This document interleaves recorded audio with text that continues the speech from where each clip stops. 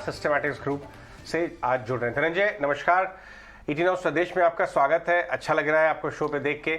धनंजय, आप इतने पुराने टाइम से बाजार में हैं, हम बाजार के फंडामेंटल और सेक्टर से बात करें इससे पहले एक बार जरा अपने अनुभव से ये बताइए कि बाजार जो है इतना फ्रेजाइल क्यों हो गया इस समय? क्या कारण है इसे कि हल्की फुल्की किसी की अनसुनी रिपोर्ट से कुछ हिस्से बड़े बड़े कंपनियों के हिल गए, पूरा बैंक निफ्टी लेके आ गए 1000 पॉइंट नीचे। ये सेंटिमेंट इतना फ्रेजाइल क्यों है इस समय बाजार में? देखिए, ये जो रैली है पिछले 6 महीने से आई थिंक जून से है।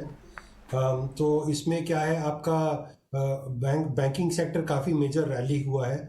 और रिसेंटली क्या हुआ है कि आपका डॉलर भी वीकन हुआ था, तो उसके कारण मेटल स्टॉक्स, फिर चाइना ओपनिंग का भी स्टोरी था। तो there was a lot of sort of story that was going around. But आप देखिए तो जो अंडरलाइंग कॉर्पोरेट परफॉर्मेंस है पिछले 2 या 3 क्वार्टर्स में, it has actually been on the lower side. So basically corporate profit थोड़ा ड्रैग हो रहा है क्योंकि मार्जिन प्रेशर है और इंटरेस्ट कॉस्ट ऑफ कंपनीज के बढ़ गए, नॉन फाइनेंस कंपनीज के। तो इसके कारण जो है the underlying is not very supportive. जबकि बैंकों का जो प्रॉफिट है वो बढ़ा है क्योंकि नॉन बैंकिंग सेक्टर में इंटरेस्ट कॉस्ट बढ़ गया। तो बेसिकली जो कन्विक्शन है ये जो रैली का, उसमें कमी है।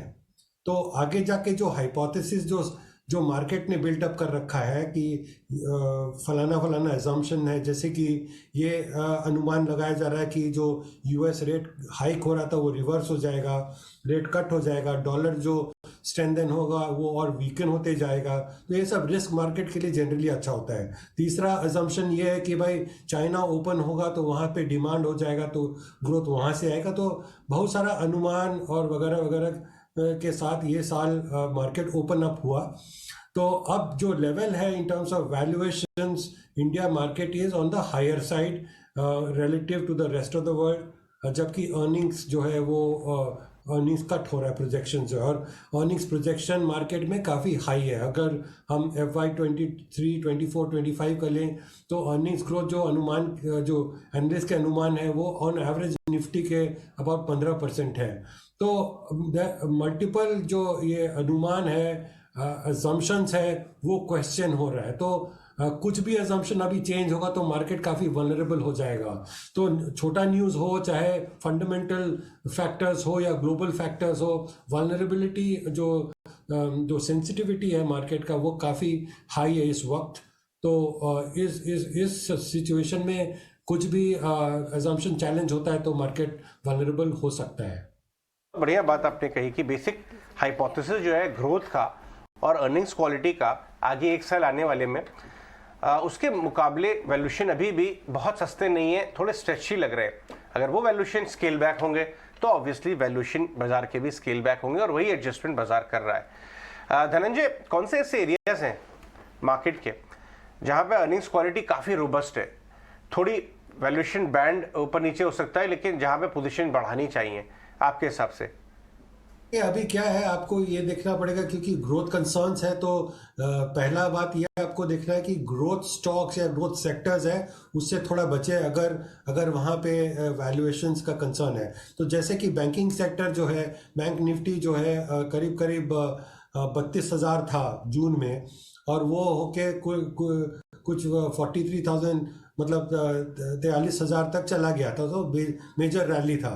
तो बेसिकली क्या है, आगे जाके जो अजम्पशंस जो चैलेंज होंगे, ग्रोथ अजम्पशंस, वो बैंकिंग सेक्टर पे इम्पैक्ट होगा। अगर कॉर्पोरेट परफॉर्मेंस ठीक नहीं हुआ तो बेसिकली उस पर चैलेंज। तो बेसिकली ग्रोथ सेक्टर्स जैसे है ना, वहाँ पे आपको चैलेंजेस आएंगे क्योंकि मार्केट ने काफ़ी मतलब अजम्पशंस बिल्डअप कर रखा है। जैसे कि जनरल व्यू पिछले 1.5-2 साल से कि केपेक्स साइकिल होगा, या जैसे कि बैंकिंग सेक्टर में जैसे अभी दिखा। और हाल में आई वुड से ये मेटल्स में भी चाइना के ऊपर काफ़ी अजम्पशन लगा रहे हैं लोग।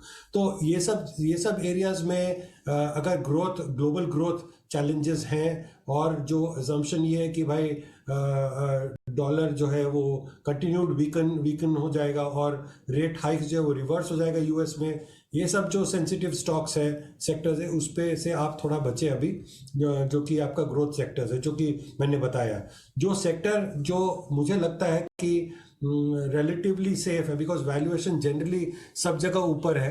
तो रिलेटिव सेफ जो सेक्टर हम जो समझते हैं, और ये हमने पिछले 20-30 सालों का जो है आकलन किया है, उस हिसाब से मैंने बनाया है। तो बेसिकली डोमेस्टिक कंजम्पशन साइकिल जो है, कंजम्पशन सेक्टर है, वो थोड़ा रिजिलियंट रहेगा। जैसे कि अगर हम कंज्यूमर स्टेपल्स देखें तो उसमें मतलब वैल्यूएशंस हाई है, बट उसमें विजिबिलिटी और मार्जिन एक्सपेंशन वगैरह का जो चांसेस है, मार्केट पावर जो है वो काफ़ी स्ट्रांग है। तो ये सेक्टर जो है, स्टेपल्स सेक्टर जो स्पेशली जो एग्री रिलेटेड है, तो मेरा ये अनुमान है कि आपका food price inflation, specially cereals, अनाज का जो दाम है वो काफ़ी बढ़ रहा है। तो जितने भी सेक्टर जो इस पे निर्भर हैं, जैसे ट्रैक्टर्स हो गया, ये सब, या एग्री कमोडिटीज, इनपुट्स वगैरह, ये मुझे लगता है कि वो बेटर करेंगे।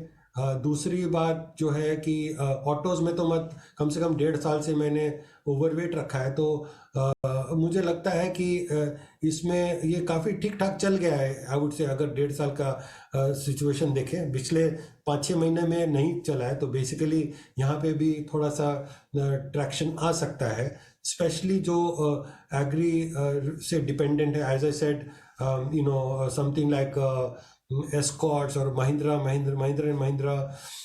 I would say Hero Motor hasn't done much. तो Hero Motor is another, just a two-wheelers type का चीज़। तो ये सारे सेक्टर्स हैं जो मुझे लगता है कि देखना चाहिए। मुझे लगता है पोर्टफोलियो में आपको फार्मा जो सेक्टर है वो अंडर परफॉर्म किया है, तो यहाँ पे भी थोड़ा आपका रिस्क फैक्टर कम है, तो वो आप देख सकते हैं। Specially something like Sun Pharma is something that we are looking at. उसके अलावा यूटिलिटीज़ में है। तो बेसिकली ये अपना ओवरऑल कॉन्टेक्स्ट है। आईटी मुझे ठीक लगता है, बट अगर ग्लोबल डिस्टर्बेंस होता है तो यहाँ पे मतलब वैल्यूएशन पे थोड़ा इश्यूज आ सकते हैं। बट मुझे लगता है कि 1-2 साल का जो व्यू अगर ले तो IT sector will continue to do well actually. बिल्कुल धनंजय, आपने काफ़ी सारे सेक्टर्स को टच बेस किया। थोड़ी और अगर डिटेल में जाएंगे, जैसे आपने कहा कि कुछ सेक्टर और स्पेसेस है ग्रोथ स्टॉक से आप अभी भी थोड़ा सा लिमिटेड टाइम के, शॉर्ट टाइम के लिए थोड़ा दूर रहना चाहेंगे। तो ऐसे में क्या जो कन्वेंशनल सेक्टर चल रहा है, जहाँ स्ट्रक्चरल स्टोरी स्ट्रॉन्ग है, जैसे ऑटो स्पेस हो गया जो ऑलरेडी अच्छा खासा चल रहा है, डिफेंस अच्छा चल रहा है, क्या वो कंटिन्यू टू परफॉर्म होंगे इस साल? उनमें अगर अभी भी आपको लगता है अपसाइड काफ़ी बाकी है कि वहाँ पर भी नज़र डाली जा सके? तो डिफेंस तो मेरे ख्याल से 1.5-2 साल में बहुत ही अच्छा कर रहा है। मेरे ख्याल से वहाँ पे इन्वेस्टमेंट सरकार का बरकरार है, और मुझे लगता है वो बरकरार रहेगा। तो यहाँ पे जो है स्टॉक्स, BEL है, HAL है, ये सारे कंपनीज, BEML है, ये सारे कंपनीज अच्छे कर रहे हैं, और इनका ट्रैक्शन रहेगा। मतलब तो मुझे लगता है रिस्क यहाँ पे भी कम है एक्चुअली डिफेंस सेक्टर्स में। ऑटो में जनरली मेरा पॉजिटिव व्यू रहा है। तो इसमें 3 फैक्टर्स था। एक तो ये कि यहाँ पे प्रीमियमाइजेशन हो रहा है, कि जैसे हमने देखा मारुति के रिजल्ट्स में, और जनरल जो प्रोफाइल है 4 व्हीलर्स का, जो पैसेंजर का सेल्स है, इसमें थोड़ा प्रीमियमाइजेशन हो रहा है। तो बेसिकली उसमें क्या है, average price of vehicles is rising, तो जो है उसके कारण बेनिफिट हो चुका है actually. That is a foregone story. Second, इसमें क्या है कि आपका वॉल्यूम भी रिकवर हुआ पेंडेमिक के बाद, ये दोनों फैक्टर चल गए हैं। तीसरा जो फैक्टर रहा है कि मार्जिन एक्सपेंशन होगा, जो इस पर्टिकुलर क्वार्टर में दिख रहा है। दिसंबर क्वार्टर में जैसे मारुति में प्रीमियमाइजेशन भी हो रहा है, मतलब एवरेज व्हीकल का जो प्राइस है वो बढ़ रहा है, प्लस आपका जो है मार्जिन का भी थोड़ा एक्सपेंशन है ऑटो स्पेस में। तो ये एरिया अभी ठीक कर रहा है। मुझे लगता है इसमें भी मेरा, जैसे कि अशोक लेलैंड पे भी बहुत पॉजिटिव व्यू था, बट मुझे लगता है जैसे स्लो डाउन होगा इकोनॉमी में, ग्लोबली जो हो रहा है ट्रेड में हम स्लो डाउन देख रहे हैं, तो मुझे लगता है कि अशोक लेलैंड बहुत अच्छा कर चुका है ऑलरेडी। तो मैं इधर से रिड्यूस करना चाहूँगा। मुझे लगता है कि थोड़ा रूरल स्टोरी, रूरल टाइप का चीज़, जैसे हीरो मोटर्स हुआ, इस तरह का चीज़ देखना चाहिए। ट्रैक्टर्स जनरली उसमें प्रोग्रेशन ठीक ठाक है, तो वो भी एक एरिया देखा जा सकता है ऑटो में। बिल्कुल धनंजय, ये आप थीम्स और स्पेसेस पर तो अपनी राय दे रहे हैं, लेकिन किस तरह के स्टॉक्स, अगर आप कुछ रोशनी इस पर डालना चाहें, कैसे स्टॉक्स आपको अच्छे लगते हैं? देखिए, जनरली मैंने बताया कि जो स्टॉक अभी बहुत हाई बीटा स्टॉक्स हैं, जो ग्रोथ ओरिएंटेड स्टॉक हैं, वो सारे अभी वल्नरेबल होंगे, क्योंकि ग्रोथ पे भी क्वेश्चन मार्क आएगा कुछ इस पर्टिकुलर ईयर में। मतलब 1 साल या 1.5 साल तक ये कंसर्न बना रहेगा। तो अर्निंग्स का विजिबिलिटी जहाँ पे कम है, जहाँ पे वल्नरेबिलिटी ज़्यादा है, जैसे मैंने कहा कि अगर आपने रिजल्ट एग्रीगेट लेवल पे देखेंगे तो ईयर टू डेट, मतलब 3 क्वार्टर का जो एवरेज है, जो मैंने कोलेट किया डेटा, उसमें कम से कम 30% का गिरावट है लास्ट ईयर से। तो बेसिकली आपको ये देखना है कि जो हाई बीटा स्टॉक है, स्पेशली जो कमोडिटी ओरिएंटेड स्टॉक्स हैं, जो ग्रोथ पे चल गए हैं, मुझे लगता है वो वल्नरेबल, सबसे ज़्यादा गिरावट उधर से ही आ रहा है। तो वो सब सेक्टर्स को थोड़ा मैं अवॉइड करूँगा। डोमेस्टिक थीम्स जिसमें consumer dependence, wider consumer dependence ज़्यादा है, वो सारा चीज़ मैं रखूँगा। जैसे कि मैंने बताया कि आपका रूरल में डाबर टाइप का चीज़, डाबर हो गया, ब्रिटानिया हो गया, ये सारे कंपनीज ठीक ठाक करेंगे। HUL भी has done well. ITC another stock, ये भी अच्छा कर रहा है, मतलब पिछले 1-1.5 सालों में। तो मुझे लगता है यही सब स्टॉक्स जो है, मुझे लगता है ठीक रहेगा आज के तारीख में। थीम में डाबर, HUL, इन तमाम शेयर्स पर, और रूरल थीम पर ही धनंजय जी आपसे आपका आउटलुक और स्टॉक स्पेसिफिक सवाल मैं यही पूछ रही थी कि रूरल थीम में आपको पसंद क्या आता है। थैंक्स फॉर दैट धनंजय जी, अपना समय देने के लिए और बाजार पर अपना आउटलुक हमारे साथ शेयर करने के लिए। Have a nice day to you. चलिए आगे बढ़ते हैं, हमारे साथ हमारी टेक्निकल पैनल भी जुड़ गई है, उनसे बातचीत करते हैं और समझने की कोशिश करते हैं कि इस बाजार में मौके